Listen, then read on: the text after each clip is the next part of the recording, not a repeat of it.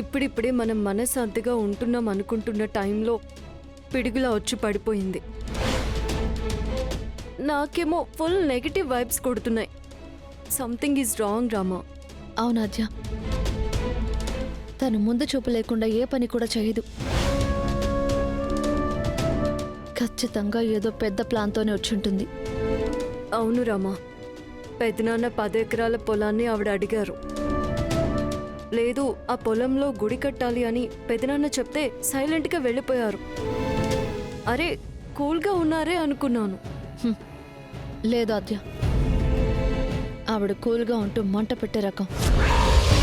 రాక్షస జాతి ఆలోచనలు, నక్క తెలివితేటలు, దొంగ బుద్ధి, దోపిడీ, దౌర్జన్యం, దుర్మార్గం ఇవే ఆవిడ సంపాదన మార్గాలు. అర్థమవుతుంది రామా. ఆవిడ మాట, నవ్వు, చూపు ప్రతిదీ విషపూరితమే. వేసే ప్రతి అడుగు, చేసే ప్రతి పని వెనకాల వందల పథకాలు రచించి ఉంటారు. Am I right? ఎస్, అశ్వమేధ యాగం అంటే గుర్రం సంవత్సరం పాటు ఎక్కడెక్కడ తిరిగితే ఆ రాజ్యాలన్నీ నావే అనేవారట రాజులు. అలాగే ఇప్పుడు ఇవిడ చేసిందంతా అనగాదేవి యాగం అనుకో. ఇదే బెస్ట్ ఎగ్జాంపుల్. అమ్మ జీవితంలో ఆవిడ మొహం చూడకూడదు అనుకుంది. దురదృష్టం వెంటాడుతుందని ఊహించలేకపోయింది. పెదనాన్న అధైర్యపడ్డం మొదటిసారి చూస్తున్నాను రామా. ఆవిడికి భయపడి కాదు ఆద్య, ఆడవాళ్లతో వైరం ఎందుకు అని. పెదనాన్నకి విలువలు కావాలి, ఆవిడికి వెలకట్టడం కావాలి. రెండు ఆలోచనలు ఒకే చోట ఇమిడలేవు కదా. ఇప్పుడు ఏం చేద్దాం మరి?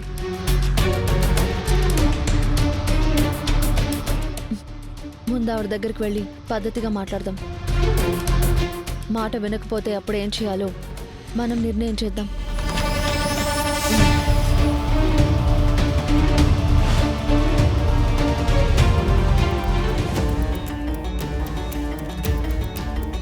ఏయ్, ఎవరు మీరు? మేడం గారిని కలవాలంటే అపాయింట్మెంట్ ఉండాలి, లేదా కావలసిన వాళ్ళు అయి ఉండాలి. ఇంతకీ ఎవరు మీరు?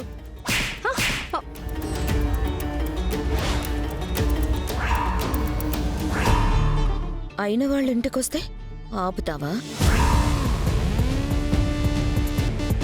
హే, కమాన్ మై డియర్ మేనకోడ్లు, రండి కూర్చోండి. సంపాదనే లక్ష్యంగా ధనదాహంతో పెరిగెత్తే నీలాంటి వాళ్ళకి ఎంత దూరంగా ఉంటే అంత మంచిది. మా కోడలి పిల్ల చాలా పవర్ఫుల్గా మాట్లాడుతుందిగా. అన్ని నాన్నగారి లక్షణాలే. అయినా అత్తయ్య వచ్చి ఇన్ని రోజులు అవుతుంటే ఇప్పుడు నువ్వు వచ్చేది?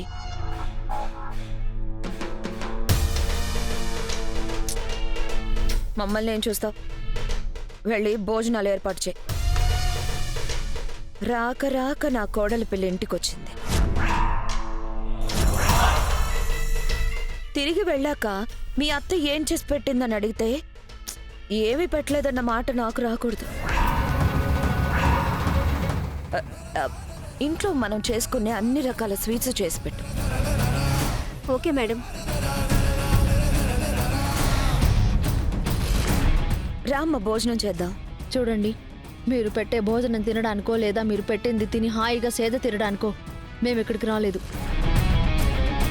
ఆ 10 ఎకరాల పొలం మా పెదనాన్న ఇవ్వను అన్నా ఎలాగైనా సరే అది మీ సొంతం చేసుకుంటారని ఊహించలేదు. దొంగతనాలు, వేలిముద్రలు, ఫేక్ డాక్యుమెంట్స్ క్రియేట్ చేసి రఘురామ్ గారు నాకు పొలం రాసిచ్చారని జనాల్ని నమ్మించగలరేమో, కానీ మమ్మల్ని కాదు. లేదాద్యా, నిజంగానే రఘురామ్ అన్నయ్య నా పేరు మీద పొలం రాసిచ్చారు. చూడండి అత్తయ్య, నేను ఇంకా మిమ్మల్ని అత్తయ్య అని పిలుస్తున్నానంటే అది మా నాన్నిచ్చిన సంస్కారం. మీకు పొలమే కావాలంటే మాకు చాలా పొలం ఉంది, అందులో ఏదో ఒకటి తీసుకోండి. కానీ 10 ఎకరాలు మాత్రం వదిలేయండి. ఎందుకంటే ఆ పొలంలో మా పెదనాన్న గుడి కట్టించాలనుకుంటున్నారు. కానీ నాకు కావాల్సింది కూడా 10 ఎకరాలే కదా. ఎప్పుడైనా ఫ్యాక్టరీ కట్టిస్తే నా 100 ఎకరాలకు ఈ 10 ఎకరాలు అడ్డుగా వస్తుందని కావాలని అడిగాను. ఆయన ముందు ఇవ్వనని అన్నాడు, తర్వాత నా పేరు మీద రాసిచ్చాడు. అరే మళ్ళీ మళ్ళీ అదే 10 ఎకరాలు అంటారేంటి? నాన్న ఊరికి మాట ఇచ్చారు అంటే. ఇక్కడి దాకా వచ్చారు కాబట్టి ఇప్పుడు చెప్తున్నాను. గుడి కట్టాలన్నది మీ నాన్న డ్రీమ్ అయితే ఫ్యాక్టరీ కట్టాలన్నది నా డ్రీమ్. ఖచ్చితంగా కట్టి తీరుతాను. ఎవరు అడ్డొచ్చినా నేను ఊరుకోను.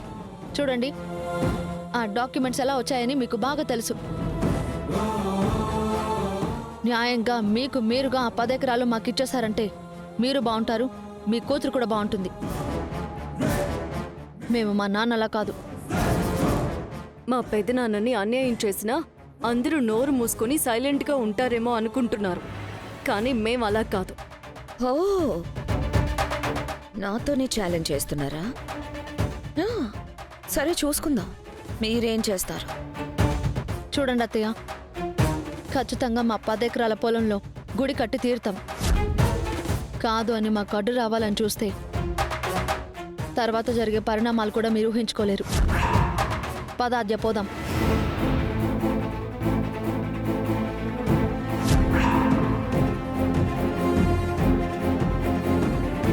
ఏంటమ్మా, మీరు కన్నెర చేస్తే భయపడి పారిపోయే వాళ్ళని చూశాను కానీ వాళ్ళు కన్నెర చేస్తే మొదటిసారి మీరు నోరెళ్ళబెట్టి చూస్తున్నారు.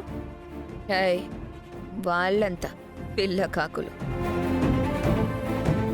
నేను చేసేది నేను చేస్తాను, ఎవరేం చేస్తారో చూస్తాను.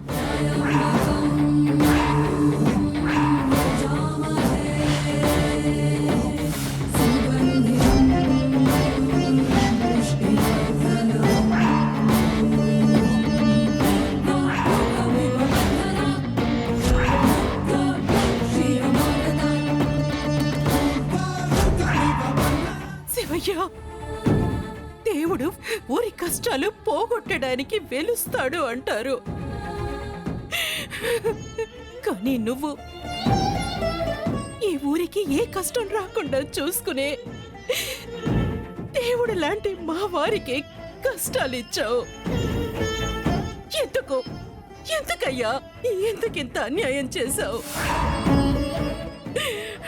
పాపం, ఆయన ఎంత కుమిలిపోతున్నారో నీకు తెలుసా?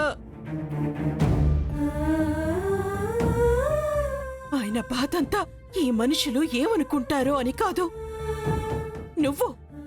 నువ్విక్కడ వెలిసావని, నీకు గుడి కట్టాలని ఎంతో ఆశపడ్డారు. నీకోసం గుడి కట్టాలన్న ఈ పొలాన్ని ఆవిడ చేతుల్లోకి వెళ్ళిపోయేలా ఎలా చేసావయ్యా? ఎలా చేసావు నువ్వు?